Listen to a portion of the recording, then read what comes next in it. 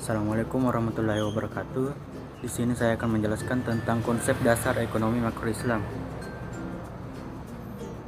Yang pertama, definisi ekonomi makro menurut para ahli. Ada 3 ahli yang menjelaskan tentang definisi ekonomi makro. Yang pertama, Muhammad Abdul Manan, yaitu ekonomi Islam adalah ilmu sosial yang mempelajari masalah ekonomi suatu umat yang dijiwai oleh nilai-nilai Islam. Muhammad Umar Chapra, ekonomi Islam adalah sebuah pengetahuan yang membantu upaya realisasi kebahagiaan manusia melalui alokasi dan distribusi sumber daya yang terbatas. Muhammad Akram Khan, ekonomi Islam bertujuan mempelajari falah manusia atau kesejahteraan yang dicapai dengan mengatur sumber daya bumi atas dasar kerjasama dan partisipasi. Definisi makroekonomi dan makroekonomi Islam. Makroekonomi, studi tentang ekonomi secara keseluruhan. Makroekonomi menjelaskan perubahan ekonomi yang mempengaruhi banyak rumah tangga, perusahaan, pemerintah, dan luar negeri.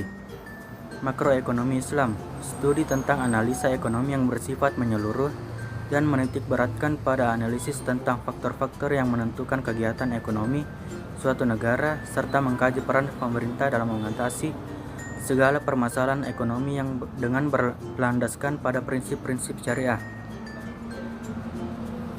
Ruang lingkup makroekonomi ada 3, yaitu yang pertama, pendapatan dan pengeluaran, 2, pengangguran, dan 3, inflasi dan deflasi. Tujuan ekonomi makro Islam ada 3. Yang pertama, pelaksanaan nilai-nilai spiritual secara menyeluruh, 2, pemenuhan kebutuhan pokok material manusia dengan cukup, dan 3, menciptakan keseimbangan ekonomi bagi masyarakat. Perbedaan ekonomi mikro dan makro. Ekonomi mikro, pertama, harga adalah nilai suatu komoditas. Pembahasan tentang kegiatan ekonomi secara individual dan fokus terhadap cara pengalokasian sumber daya agar dicapai kombinasi yang tepat. Ekonomi makro, yang pertama, harga adalah nilai dari komoditas secara agregat. Pembahasan tentang kegiatan ekonomi secara keseluruhan dan fokus terhadap analisis pengaruh kegiatan ekonomi terhadap perekonomian secara keseluruhan.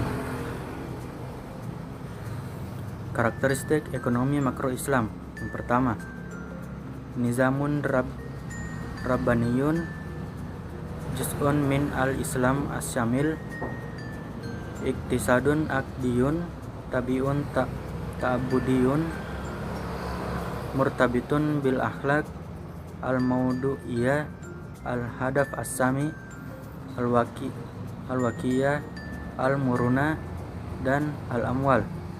Sekian dari saya. Wassalamualaikum warahmatullahi wabarakatuh.